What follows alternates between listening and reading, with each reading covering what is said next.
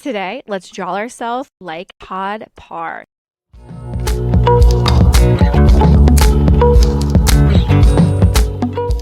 Todd Parr is an awesome author and illustrator who has a very unique way of drawing people in a very simple way. We're going to draw like him with either a large Sharpie marker, or I have these bingo daubers that are filled with black ink. If you choose to use the black ink, be very careful to push up your sleeve and follow the directions so that you don't end up with a big mess. The first thing we're going to do is write our name on our paper, and we're going to trace a circle in the center because Todd Parr always makes his faces a circle shape. You could use a plate for this, but I have this.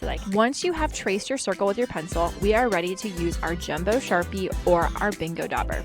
I'm going to use the bingo dauber and make sure I don't lose that lid. When you're using a bingo dauber, you're just going to draw like you normally would. You can press down gently if the color is not coming out, but do not press down hard and do not squeeze the bottle. If you press down really hard, it could make a huge mess on your paper and you will have to start over. It'll also make a huge mess on your fingers and you don't want that. Practice on your messy mat before you get started and then trace over that pencil line.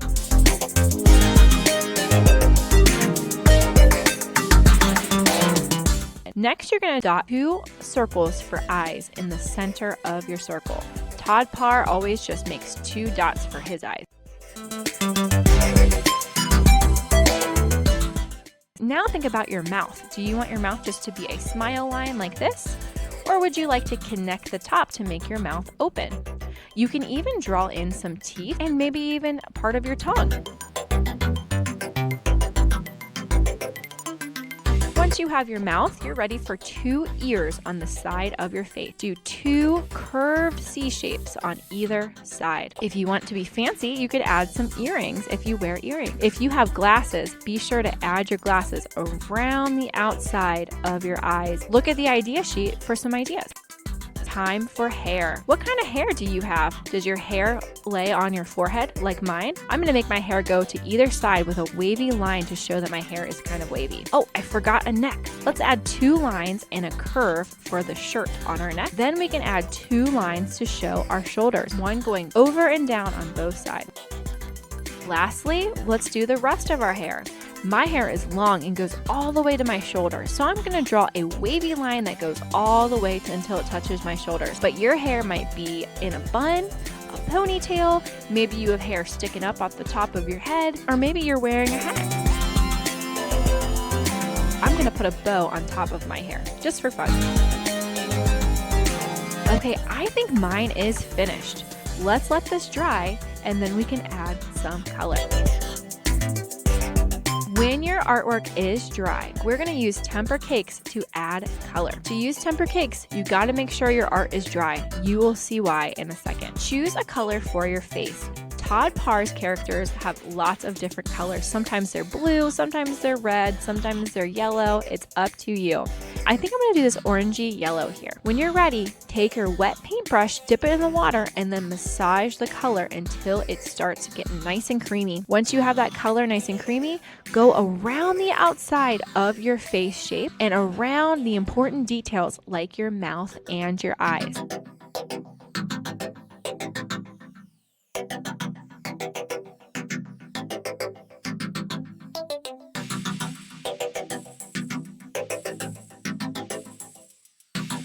I did not wait long enough to let my paint dry. As you can see, some of my black started to smear when I painted over it. That's okay. It's a happy accident, and I'm just gonna roll with it like it never happened. This kind of thing happens all the time in art. Now that I have my face, I'm gonna paint my ears and my neck with the same color. Carefully paint around the outside, taking your time to tickle the paper and go slow. You don't want to push a hole in your paper, and you want to stay in the lines as much as you can. That's how you be a careful artist. Once you're ready for the next color, you're going to tickle the bottom of your watercolor to get all of the paint out of your bristles. Then use your wet paintbrush to wake up the next color. I think I'll use blue for my shirt. Let's wake up the blue, get it nice and creamy, maybe a little bit more water, and then paint around the edge of my shirt. Make sure you go all the way down to the bottom. That's what our messy mat's for. Once you went around the entire edge, we are ready to fill it in and clean out our brush for a new color.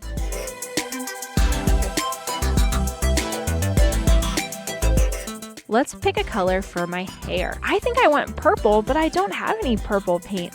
Let's make our own. Let's wake up the blue and paint some of that in.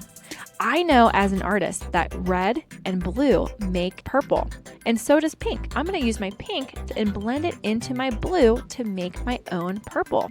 There we go. It's like magic. That looks great. Now I'm going to keep doing the same thing all across my hair, taking my time to blend in those colors and fill in those shapes that I drew.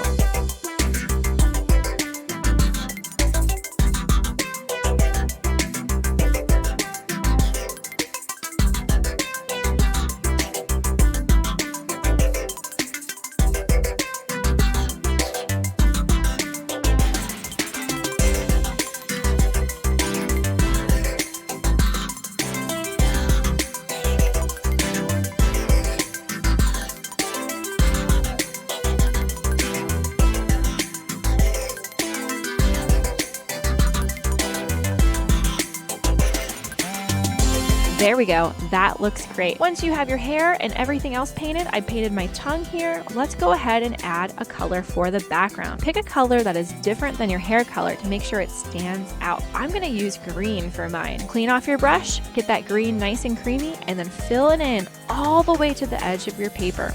There should be no white left, except for maybe if you are showing your teeth.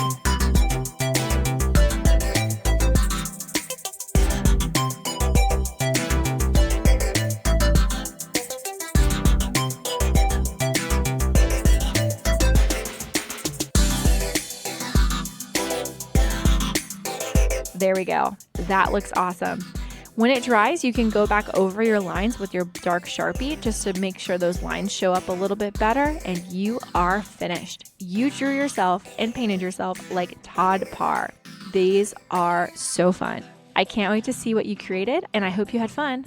Love, your cozy art teacher.